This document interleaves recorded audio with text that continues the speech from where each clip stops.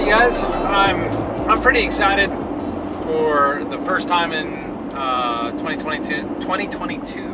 What a word. 2022. We are back on the road, and this is just one of those trips that is like the stars aligned for us, and we are fortunate to be able to do that with our jobs. So I'm currently driving. Amanda's asleep in the seat beside me. Regrettably, she got a little bit sick, but our jobs actually worked out to where Amanda was able to take off and join me, because I am actually going out to California for a conference. And so yeah, we packed up the house, and about 2 hours ago we hit the road and we're headed to California. We're only going to go to the desert part. I wish we were going to go see the redwoods and some other fun places like that, but regrettably, we just don't have enough time. We do work normal jobs just like everybody else. So, but yeah, we're on this adventure. The sun's going down. I can't wait for it, because driving west with the sunset is not always the most enjoyable. And yeah, we're cruising along. Well, we made it to home sweet rest area for the night. Currently letting the dogs go potty, but there's our home away from home. I don't know if you can see Amanda waving in the door, but anyway, we're gonna get some sleep.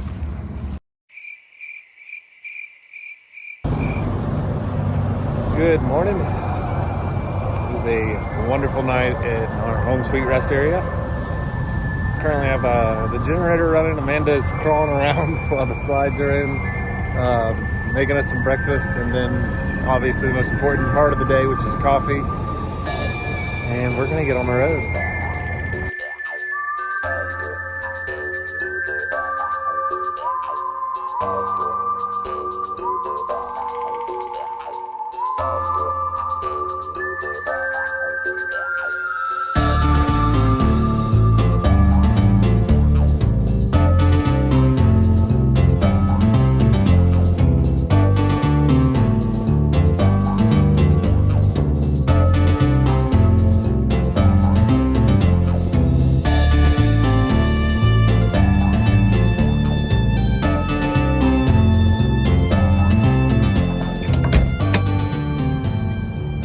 Sometimes there's really great advantages to having a place just for you.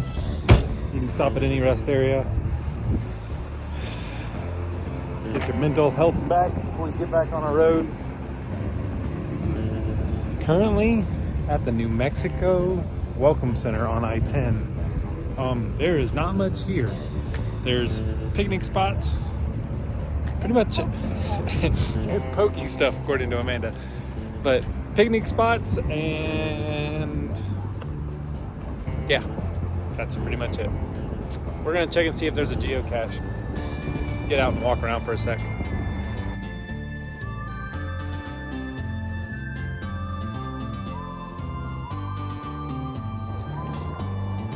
You know, there's a lot of interesting places, interesting rest stops. This one's pretty neat. You can definitely tell they kept the aesthetic with a southwestern motif.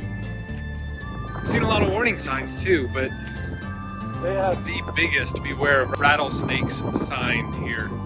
So it's good to know. Yeah, keep your dogs on the leash.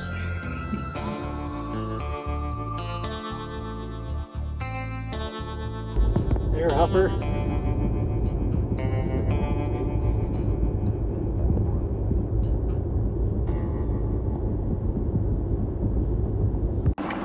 We are currently in El Paso right now. We have been on the road for about, I don't know, since about 6 or so this morning. We were right outside Odessa, and we have just been cruising along.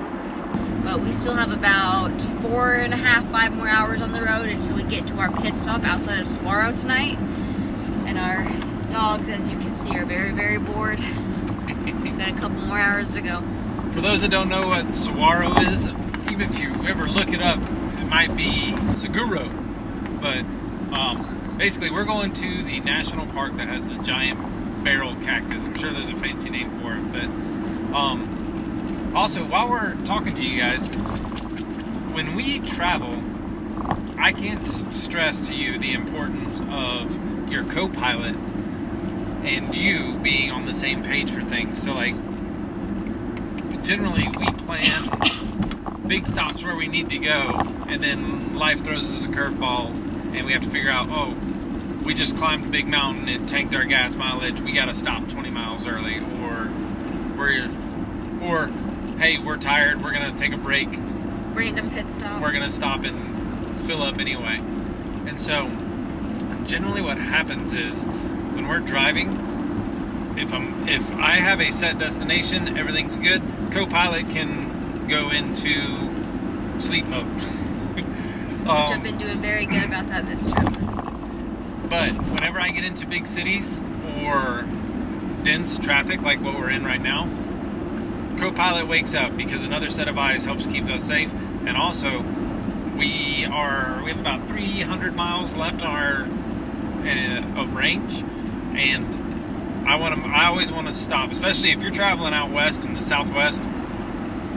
You need to make sure you plan your fuel stops, because there have been places that we have been where it's like, hey, we can get there if we don't run the AC and we cruise down the hills, like we coast down the hills, we'll make it to the next gas station, at least towing our big rig. So what happens is if I need her awake, wake her up, no questions asked. Or if I need her to find our next stop because we had an adjustment in our planned fuel stops, it doesn't make sense. Like, hey, we stopped unexpectedly, we filled up, we don't need to stop again in 50 miles and fill up, but it does throw off our planning. And so that's what the co-pilot does. Some other things probably I want to touch on is the co-pilot should never get upset with the driver, and the driver should never get upset with the co-pilot. And what I mean by that is, sometimes I'm driving, changing lanes, Amanda's leaning forward, taking pictures. We personally set a rule a long time ago that if I say get back, it's not me being mean, it's meaning, hey, I need immediate I need to immediately be able to see my side view mirror because I am concerned about something. And there's no hard feelings, and it works great. But that's where the communication piece becomes so important, is if you say get back and your partner's not, and you guys haven't set that, like, established that communication rule, it might cause an issue, and then you don't want that. So there's never any hard feelings if I say get back, or sometimes if I'm in a real big hurry. I've had some scary incidences down in Louisiana, go figure, where I'm just like, move. And because I am looking to make a move, because if you haven't been to Louisiana, the roads are not very good and they're always under construction, and they're not very good about giving you a lot of advanced warning, like, hey, we're stopping this entire lane for the next 10 miles on the bridge. But anyway, we're gonna keep on trucking. We're 4 hours from our stop for the night, which I'm excited about.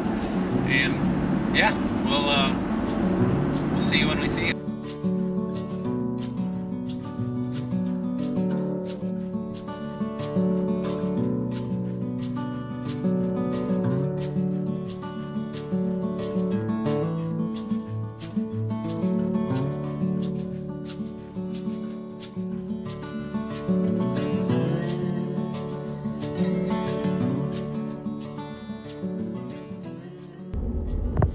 So we just called the RV park that we were supposed to be staying at, made sure that our reservation was there, made sure they could accommodate big rigs.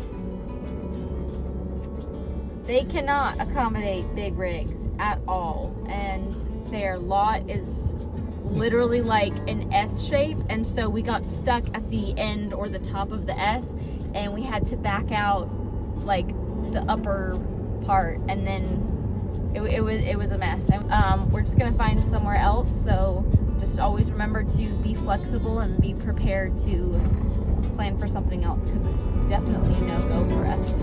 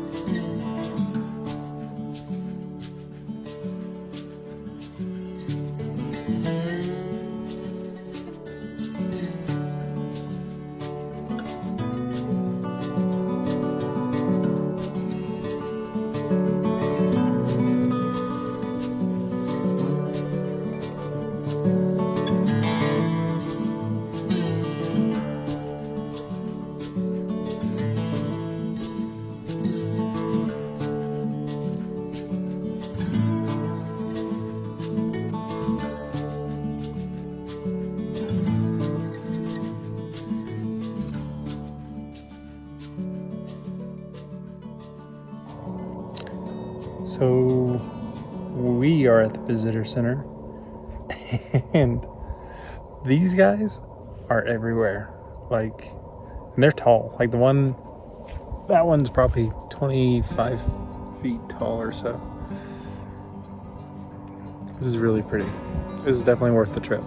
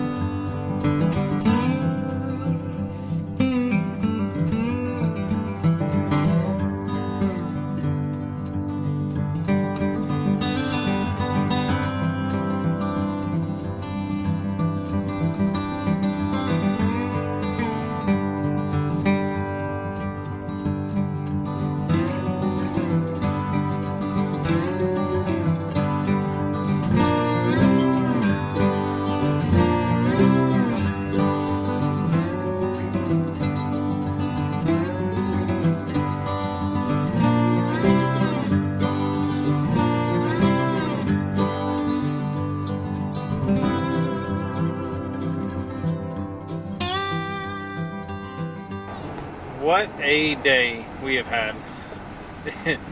It's been an interesting one. We were cruising down the interstate, running about 65, 67 miles an hour. Next thing we know, we start hearing this like whooshing sound, like whoosh. And that can only mean one thing for a turbocharged diesel, is we got a boost leak.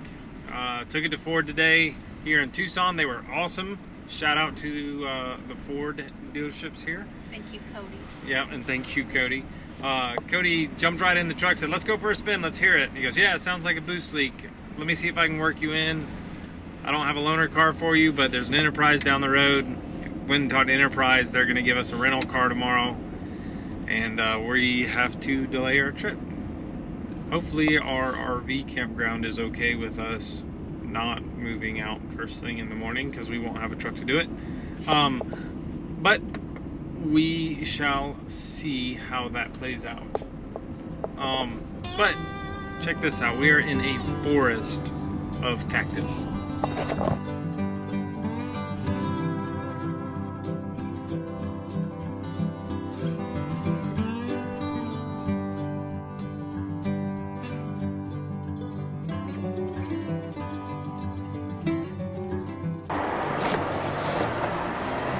We're gonna keep exploring while we still have the truck. Just gotta drop it off in the morning, and yeah, we'll keep on recording. Sun's getting ready to set, so hopefully we have some cool footage for you.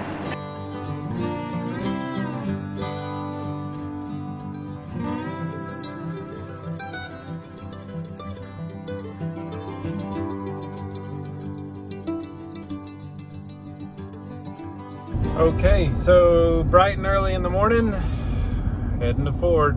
I'm gonna make a couple other phone calls. There's a couple of diesel shops here in Tucson which are of tons of good reviews for saving stranded motorists.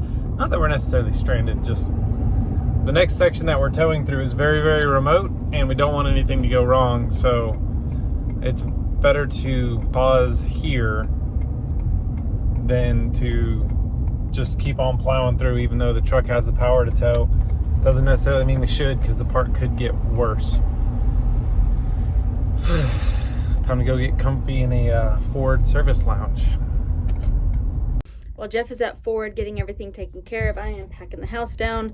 So I got all of our stuff off of our dresser in the bedroom, putting everything down in the bathroom, doing the dishes, and getting the puppies ready to go. Now my watch begins.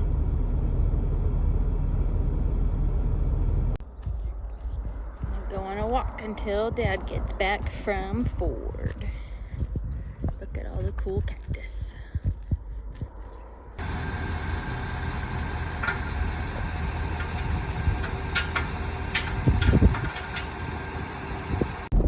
All right, so got my truck fixed. Very important to me, obviously, and I think it's worth describing what was going on. So when we were chugging along down the road. All of a sudden, I started hearing a whooshing sound. It literally sounded like if you put your blowers on full blast and then added more air to it to make it even louder. That's what it sounded like inside the cab. Even outside, you could hear it. It was coming from underneath the truck. It was coming from the hood area. Like, couldn't figure it out. Come to find out, and this is important because I think this is a very nice, quick, easy diagnosis for everybody, is what had happened is on the exhaust about here, so mid rear seat, there is an O2 sensor. And when I had them replaced at a Ford dealership a while back, they didn't tighten them down all enough. That happens. Shouldn't, but it does. However, the important thing is we got it back in. It hadn't melted or anything. Luckily, we were towing, so cool air was going by it, and everything was good. So we're good for right now. But the mechanic was like, I am very glad, because initially I was told, hey, this is fairly normal sounding. And then he crawled under there and he goes, wow, I'm really glad I checked. And I'm really glad you were adamant that I check. Because when your truck went into regen mode, for those that don't know, regen's like where it burns off all the soot, basically. It would have shot a fire straight up because the O2 sensor comes straight in from the top of the exhaust, so it's obviously not getting hit by any road debris or anything. It would have set my truck on fire. So, huge shout out to Cody, the assistant manager at the Ford dealership, and Sean, the diesel mechanic, who was like, hop in, let's go for a ride, let's take a look at it. What an awesome pair. I wish I could say more. They're awesome. All right, end my happy rant. But we're gonna go back, grab Amanda, hook up the rig, and get out of here because our checkout time is quickly coming, and we gotta get out of here. We gotta get on the road.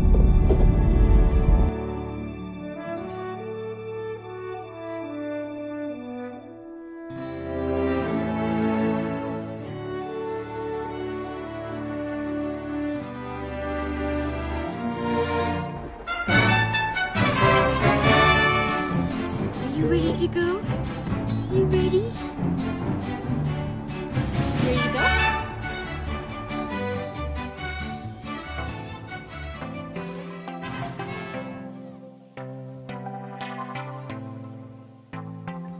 Although we faced challenges with our truck, we are so thankful that we got to see the Saguaro National Park.